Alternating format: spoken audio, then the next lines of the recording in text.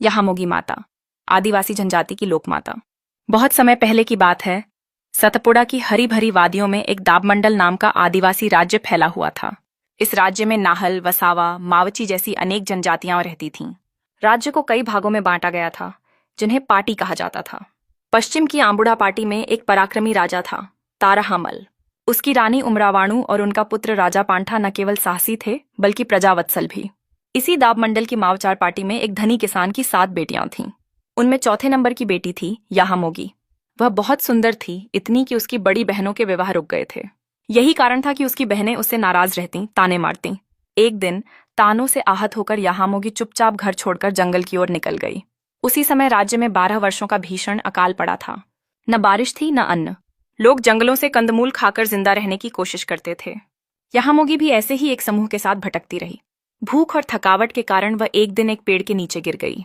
तभी वहां शिकार पर निकले राजा बाहागोरिया की नजर उस पर पड़ी। उन्होंने उसे अपने घर लाकर बेटी की तरह पाला। रानी देवगुंदर ने भी उसे स्नेह दिया और उसका नाम रखा पोहली पांडर। समय बीता। यहामोगी अब युवती बन चुकी थी। उसकी सुंदरता और सरलता ने राजा पांठा का मन मोह लिया। यहामोगी ने एक शर्त रखी, तुम्हें मेरे घर घर जमाई बनकर 7 साल रहना होगा। राजा पांठा ने यह शर्त मान ली। लेकिन जब वह 7 साल बाद अपने घर लौटा तो उसके पिता ने उसे घर में घुसने से मना कर दिया। राजा पांठा और यहामोगी को जंगलों में भटकना पड़ा। बाद में उन्होंने एक जगह बसकर एक छोटा सा गांव बसाया, जिसका नाम पड़ा देवमोगरा। लेकिन यहामोगी का जीवन अभी भी आसान नहीं था। राजा पांठा की अन्य रानियां भी वहां आ गईं और कलह का माहौल बन गया। यहामोगी ने खुद के लिए एक अलग कुटिया बनवाई और वहीं एकाकी जीवन बिताने लगी। फिर आया सबसे कठिन समय। दाबमंडल पूरी तरह भूख से कराह रहा था। यहामोगी ने साहस दिखाया और गुजरीमास राज्य जाकर अनाज, बैल और गायों की मदद लेकर दाब के लोगों तक पहुंची।